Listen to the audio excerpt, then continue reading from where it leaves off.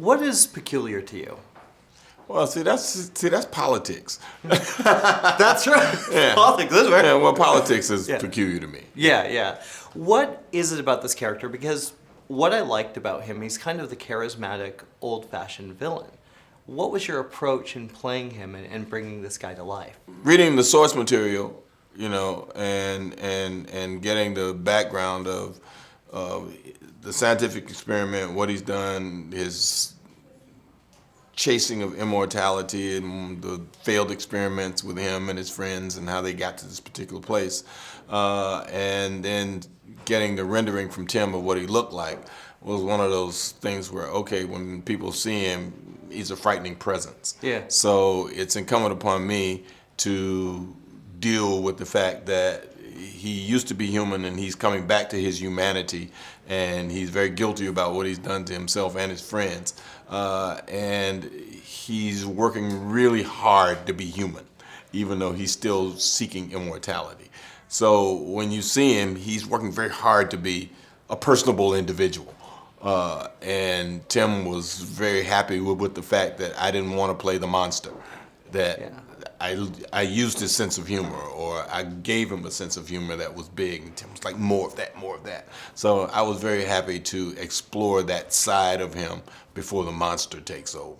Well, and I think that's what makes a villain interesting, is that kind of human element. I mean, what he does, obviously, with the eyes, is a little twisted, a little scary, but it's also a lot more fun to watch. Yeah, of course. And you treat it like it's something that's a normal course of events when you're with your peers. We got a big platter full of eyes, and that's what we eat. You don't concern yourself with where they came from, but you watch the relish and joy they have as they eat them.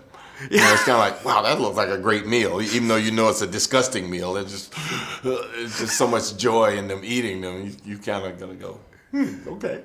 Tim has always been a master of taking on something that's unique and bringing it to the big screen. Mm-hmm. What was it like working with him and experiencing this whole, it's such a great story, I think, and bringing it all to life and making these children so powerful and wonderful. Yeah, well, being able to create worlds that are, fanciful and very real has always been one of, Tim's strong points. And, my opinion, that you go in and you accept the concept almost immediately. Yeah. That this is the world, and this is how it is, and these are the people that inhabit this world. And even though it's somewhat a world that we understand, because historically we get, being in a place that's kind of isolated, we get that it's European, we get that it's in a specific time frame that we know about, even though, okay, wait a minute, there's this modern thing happening over here, but these people live in a time warp. Mm-hmm. And you accept that. Kind of like, okay, because they completely inhabit that time warp in a very real way. And he makes you understand how that time warp works, by watching her set that clock and do all that stuff. And watching the raindrops stop and then the bomb go back up. And it's kind of like, oh, wow, this is so cool. So you buy it. And you buy into it, even with your modern mind and your modern sensibilities. You say, that's possible.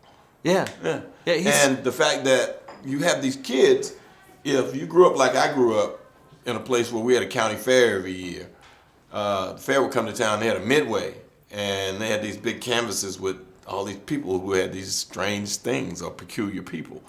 People who had like legs coming out of their stomach because they had an unborn twin, or the snake boy who's like, it's like a snake body, and you go, I can buy that concept.